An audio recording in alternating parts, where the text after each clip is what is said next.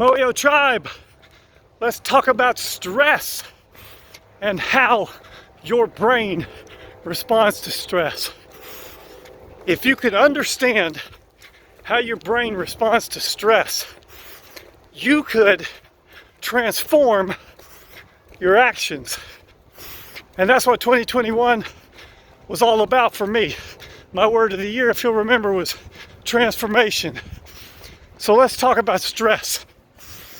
When you are under stress, when an event happens that causes stress in your life, whatever it may be, your brain trips into a mode of what's called reward seeking. It flips the switch in your brain and it starts to stimulate parts of your brain with neurotransmitters that give you cravings to get rewards, because your brain wants you to think that's going to make you feel better. Your brain's top two jobs, goals that it has is number one, to keep you alive, and number two, to try to keep you happy. So when stress happens, there's hormones that are secreted in your brain called cortisol. And the cortisol triggers a response where your brain drives you into a mode of craving. And you want to find something to fulfill that craving and make you feel better. Now here's where the problem becomes. What we do with that craving, what we do to try to fulfill that craving. Because there are some things that you can do that all they do is stimulate the release of dopamine. And so dopamine is secreted, and dopamine is a chemical that causes you to want more, to want something. Dopamine is secreted before the event.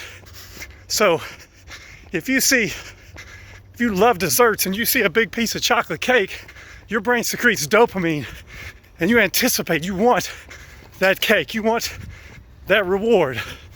But when you get the reward, dopamine goes down in your blood slightly and then it's secreted again.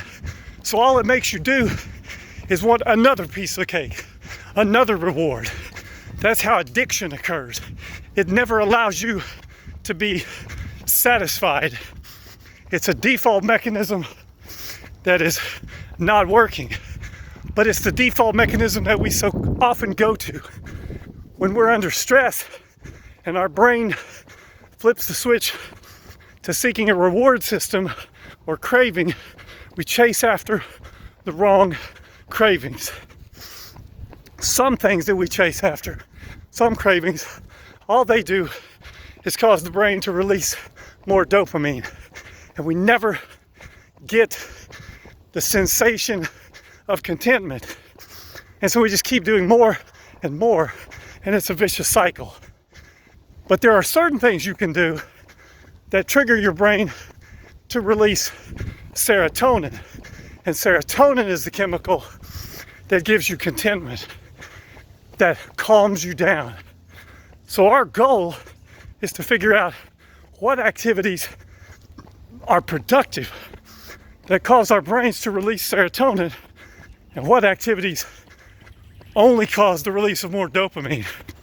So for the next few days, I'm going to talk about the things you can do to trigger the release of serotonin and have a productive response to stress.